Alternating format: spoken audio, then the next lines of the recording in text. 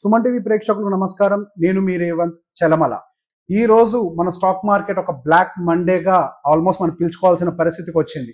మన Indian markets global markets తో compare చేస్తే హెవీగా డౌన్ఫాల్ లేనప్పటికీ అటు మనం జపాన్ మార్కెట్ గమనించినట్లయితే almost -13%, Korean markets almost -10%, and అదేవిధంగా సింగపూర్ ఫ్యూచర్స్ అయి ఉండొచ్చు అండ్ యుఎస్ ఫ్యూచర్స్ అయి ఉండొచ్చు. ఇవన్నీ కూడా ఆల్మోస్ట్ -5% గా మనకి డేటాస్ కనిపిస్తున్నాయి.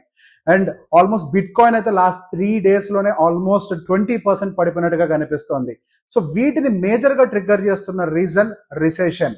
మనం గత కొన్నాళ్ళుగా చెప్తున్నాము, మనం ఇప్పుడు ఏదైతే ర్యాలీని చూస్తున్నామో అది డేటాస్ ని డీవియేట్ అయ్యి వస్తుందో అంత కంఫర్టబుల్ గా లేదు అని. సో మొన్నటి వచ్చినటువంటి jobs data and manufacturing PMI data clear గా మార్కెట్ రిసెషన్ వైపుగా పుష్ అవ్వబోతోంది అని ఒక ఇన్ఫర్మేషన్ ఆల్మోస్ట్ కన్ఫర్మ్ చేసినట్టుగానే కనిపిస్తుంది. అండ్ దాంతో పాటుగా రిసెషన్ అనేది చాలా స్ట్రాంగ్ గా రావచ్చు అనే ఒక డేటా చాలా మంది అనలిస్టులు కూడా మనకి బయటకు వచ్చిన తర్వాత చాలా మంది బయటకు వచ్చి కూడా చెప్పారు. అండ్ గోయింగ్ ఫర్దర్ అదొకటే కాకుండా మనకి Japan related interest rate hikes కూడా గమనించాం. సో ఆ ఇంట్రెస్ట్ రేట్ హైక్స్ అనేవి జపాన్ మార్కెట్ మీద అలానే వరల్డ్ మార్కెట్స్ మీద కూడా చాలా పెద్ద ఇంపాక్ట్ అయితే క్రియేట్ చేశాయి. అండ్ దాంతో పాటుగా ఎప్పటి నుంచో చెప్తున్నాము, మనకి వార్ రిలేటెడ్ ఇష్యూస్ అనేవి కంప్లీట్ గా సబ్సైడ్ అవ్వలేదు.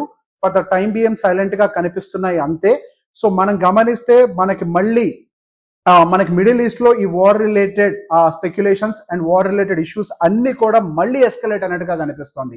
సో ఒక రకంగా చెప్పాలి అని అంటే ఒక మూకుమ్మడి దాడి అంటారు చూసారా, అన్ని సమస్యలు వచ్చి ఒకేసారి పడటంతో అటు స్టాక్ మార్కెట్స్ విపరీతంగా రియాక్ట్ అవుతున్నాయి. అండ్ మనకి యుఎస్ మార్కెట్స్ కూడా గమనించినట్లయితే and almost Thursday negative closing, Friday negative closing, and ఈ రోజు ఫ్యూచర్స్ కూడా మనకి నెగిటివ్ గానే ట్రేడ్ అవ్వడం గమనిస్తున్నాము. అండ్ ఈవెన్ జపనీస్ మార్కెట్స్ అయితే కంటిన్యూస్ గా డౌన్ సైడ్ ట్రిగ్గర్ అవుతూనే ఉన్నాయి, విపరీతంగా డౌన్ సైడ్ ఫాలో అవుతున్నాయి. అండ్ ఈ రోజు మన ఇండియన్ మార్కెట్స్ కూడా గమనించినట్లయితే గ్యాప్ డౌన్ అవ్వటమే కాకుండా అక్కడి నుంచి వన్ సింగిల్ సైడ్ సెల్లింగ్ అనేది యాక్సలరేట్ అయింది. సో బేసిక్ గా ఈ సెల్లింగ్ చూసిన తర్వాత చాలా మంది రీటైలర్స్, సో బేసిక్ గా majority of the demat accounts అవ్వచ్చు, మ్యూచువల్ ఫండ్ ఇన్వెస్టర్స్ అయి ఉండొచ్చు, వీళ్ళందరూ కూడా 2020 తర్వాత వచ్చిన వాళ్లే. 2020 తర్వాత క్రియేట్ అయినటువంటి demat accounts 90% of the demat accounts, in fact 90% of the demat accounts recessions ఎలా ఉంటాయో చూడలేదు, బేర్ మార్కెట్స్ అనేవి ఎంత దారుణంగా ఉంటాయి అనేది చూడలేదు. సో ఒకటే విషయం గుర్తుపెట్టుకోవాలి, మనకి కరెక్షన్స్ అనేవి చాలా ఫాస్ట్ అండ్ ఫ్యూరియస్ గా జరుగుతూ ఉంటాయి. మనకి నెగిటివ్ న్యూస్ రానంత వరకే. అండ్ నెగిటివ్ న్యూస్ పక్కన పెట్టండి, న్యూస్ బేస్డ్ రియాక్షన్ అనుకోండి, ఒక రోజు రియాక్ట్ అవుతుంది, తర్వాత నెక్స్ట్ డే మనకు రికవర్ అవ్వటం, ఇట్లాంటివన్నీ చూస్తూ ఉంటాం. సో ఇప్పటి వరకు మనం అందరం చూసినవి కూడా న్యూస్ బేస్డ్ రియాక్షన్స్ మాత్రమే. కానీ ఫండమెంటల్లీ నెగిటివ్ అనేది ఇప్పటి వరకు మనం స్టాక్ మార్కెట్ లో majority of the retail investors market ని ఎక్స్పీరియన్స్ చేయలేదు. ఇప్పుడు జరుగుతున్నటువంటి కరెక్షన్ ఫండమెంటల్స్ వల్ల జరుగుతుంది. నేను ఎప్పటి నుంచో ఒకటే మాట చెప్తున్నాను, ఫండమెంటల్స్ బేసిస్ మీద మాత్రమే స్టాక్ మార్కెట్ రియాక్ట్ అవుతుంది. దానికి వ్యతిరేకంగా మార్కెట్స్ గనక పైకి వెళ్తున్నాయి అని అంటే కార్పొరేట్ రిజల్ట్స్ వాటిని జస్టిఫై చేయకపోతే మార్కెట్స్ మళ్ళీ కరెక్షన్ కి గురవుతాయి అని. సో మనకి ఇప్పుడు ఈ పర్టికులర్ గా జూలై మంత్ లో వచ్చినటువంటి రిజల్ట్స్ అయి ఉండొచ్చు, అటు ఇండియాలో అటు యుఎస్ లో. ఈ రిజల్ట్స్ ఏవి కూడా ఇప్పుడు పెరిగినటువంటి మార్కెట్ కి అనుకూలంగా రాలేదు. సహజంగా ఇంత హ్యూజ్ బుల్ రన్ జరిగిన తర్వాత వాటి యొక్క ఎక్స్పెక్టేషన్స్ ని మీట్ చేయడం చాలా కష్టం. మార్కెట్ ఓవర్ వాల్యుయేషన్ అంటే దీన్నే అంటాము. అండ్ దాంతో పాటుగా మనం ఇంతకు ముందు గురించి కూడా చెప్తున్నాము, economic expansion and contraction modes గురించి. దీని గురించి నేను డీటెయిల్డ్ గా వీడియో చేసినప్పుడు కూడా గురువారం నాడు ఈ వీడియోకి సంబంధించి డీటెయిల్ గా చేసాం. గురువారం రోజు మనం గురువారమే చేసి చెప్పుకున్నాము.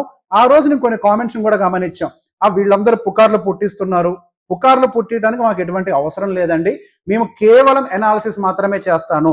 నేను ఒక ఇన్వెస్టర్ కి ఆయువు పట్టు ఫండమెంటల్స్ కి వ్యతిరేకంగా వెళ్ళే ఎవరైనా సరే ఈ మార్కెట్ లో ఇబ్బంది పడాల్సిందే. మార్కెట్ లో పెట్టుబడులు పెట్టే వాళ్ళు ఎవరైనా సరే ఫండమెంటల్స్ ని అర్థం చేసుకోవాలి. మేము ఈ మాటను ముందు నుంచి, ఇప్పుడు కాదు, ఇన్ఫాక్ట్ నేను నార్మల్ 6 months నుంచి చెప్తున్నాను. ఇప్పుడు మార్కెట్ అనేది కాంట్రాక్షన్ మోడ్ లో ఉంది. ఏదో ఒక టైంలో మార్కెట్ టైటనింగ్ జరుగుతుంది. మార్కెట్ అనేది టైటనింగ్ జరిగితే మార్కెట్ నెగిటివ్ గా రియాక్ట్ అవుతాయి. ఆ మార్కెట్ కంప్లీట్ టైటనింగ్ సిచ్యువేషన్ మనకి ఇప్పుడు ఎదురైంది. సో బేసిక్ గా మళ్ళీ డిప్ వచ్చింది కదా, కొనేద్దాము, మార్కెట్స్ ఎప్పట్లాగే పైకి వెళ్ళిపోతాయని చెప్పి చాలా మంది అనుకుంటూ ఉంటారు. వెళ్ళొచ్చు, వెళ్ళకపోవచ్చు. అది మార్కెట్ ఎటు వెళ్తుంది అనేది అంచనాలు వేయడం నా ప్రతి పని కాదు. నేనల్లా అంటే ఒక ఇన్వెస్టర్ అల్లా చూడాల్సిన ఒక ముఖ్యమైన పాయింట్ ఏంటి అని అంటే ఎప్పుడైనా మార్కెట్లో ఫండమెంటల్స్ అనేవి సెటిల్ అయ్యాయా, అంటే ఫండమెంటల్ గా మార్కెట్ స్ట్రాంగ్ గా ఉందా, మార్కెట్ యొక్క వాల్యుయేషన్స్ ఇప్పుడు ఇన్లైన్డ్ గా ఉన్నాయా, ఇవి మాత్రమే చూస్తాను. సో మార్కెట్ ఎంతవరకు పడుతుంది అని అంటే నాకు తెలియదు. మార్కెట్ ఎక్కడ దాకైనా పడచ్చు, అది ఎవరు గెస్ చేయలేరు. రివర్స్ పైకి వెళ్ళిపోతుందా అంటే వెళ్ళొచ్చు, వెళ్ళకపోవచ్చు. కానీ నా పర్సనల్ ఒపీనియన్ అడిగితే మాత్రం ఫండమెంటల్ గా మార్కెట్ వాటి యొక్క ఒరిజినల్ జోన్ లోకి వచ్చిన తర్వాతనే మళ్ళీ ఏదన్నా డౌన్ సైడ్ నుంచి అప్ సైడ్ మూవ్మెంట్ కి వెళ్ళొచ్చు. ఆ డౌన్ సైడ్ ఎంత వరకు అని అంటే ఇప్పుడైతే మనం చెప్పలేము. అండ్ ఇంకొన్ని డేటాస్ మనకి యూఎస్ నుంచి రావాల్సినవి ఉన్నాయి. ఈ రోజు నైట్ కూడా కొన్ని డేటాస్ అయితే రావాల్సినవి ఉన్నాయి. ఆ డేటాస్ కూడా గమనిస్తారు.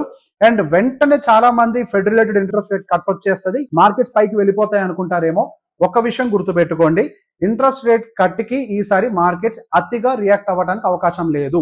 యాక్చువల్ గా ఆ ఇంట్రెస్ట్ రేట్ కట్ అనేది ఒక న్యూస్ బేస్డ్ అవుతుంది.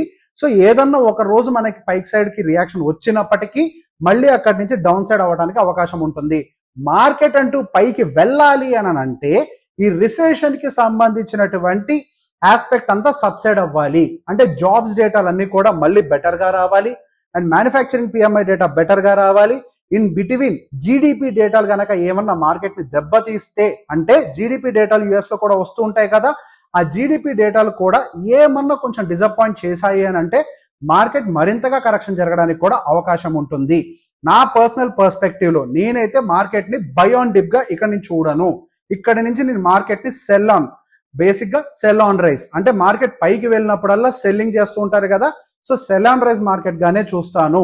మార్కెట్ డిప్ వచ్చినప్పుడల్లా బై చేయాలని మీరు అనుకుంటే, మార్కెట్ అంతకంటే కిందకి వెళ్ళదు అని మీరు అనుకుంటే అది కేవలం మన ఎమోషనల్ ఆస్పెక్ట్ మాత్రమే అవుతుంది, కానీ ఫండమెంటల్ ఆస్పెక్ట్ అవ్వదు. మార్కెట్ ఎప్పుడు ఫండమెంటల్స్ నే రెస్పెక్ట్ చేస్తుంది. మనం ఈ మాట పర్టికులర్ గా ఎప్పటి నుంచో చెప్తున్నాం, మార్కెట్ పైన నేనైతే బులిష్ గా లేను పర్సనల్ గా అని.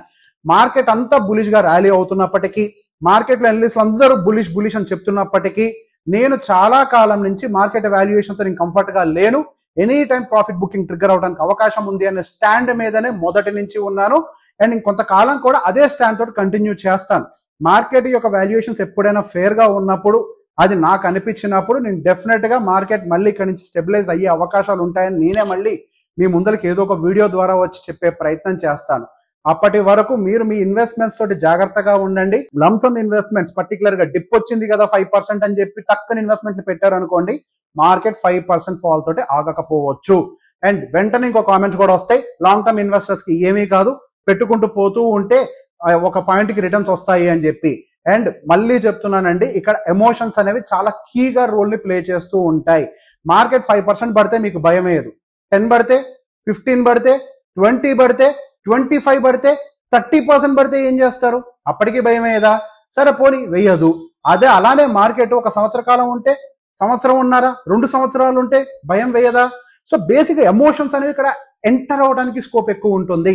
మీరు నిజంగా అంత డిసిప్లిన్ గా ఇన్వెస్టర్ అయి ఉంటే గనక, డిసిప్లిన్ ఇన్వెస్టర్ అయి ఉంటే గనక మీరు డిసిప్లిన్ గా ఎస్ఐపిస్ చేసుకుంటూ ఉండండి, నో ప్రాబ్లం. కానీ ఎవరైనా లంసమ్స్ లో ఇన్వెస్ట్ చేయాలి అని అనుకుంటే మాత్రం ఫండమెంటల్ అనాలిసిస్ చేయకుండా, even though it is a mutual fund, మీరు ఫండమెంటల్ అనాలిసిస్ చేయకుండా, లేదా మీకు ఒక మ్యూచువల్ ఫండ్ అడ్వైజర్ లేకుండా మీరు గనక డైరెక్ట్ గా జంప్ చేస్తే మాత్రం మార్కెట్స్ లో ఆల్ టైమ్ హైస్ లో ఉన్నప్పుడు మనం కొన్ని సంవత్సరాల వరకు మన అకౌంట్స్ నెగిటివ్ లో ఉండడానికి కూడా అవకాశాలు ఉంటాయి.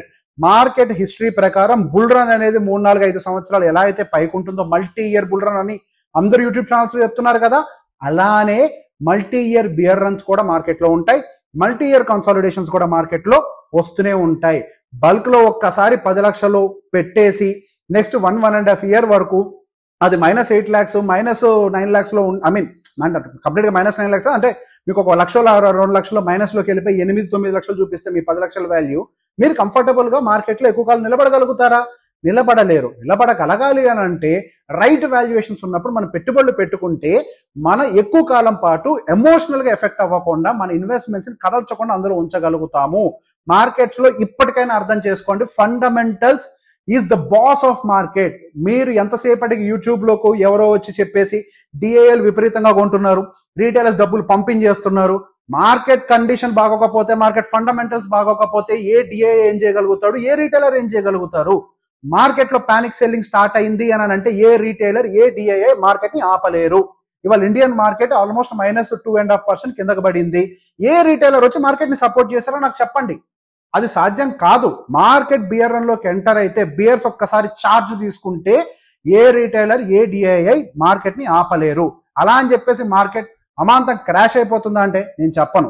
When compare to global markets మన ఇండియన్ మార్కెట్స్ చాలా రెసిలియంట్ గా ఉన్నాయనే చెప్పాలి.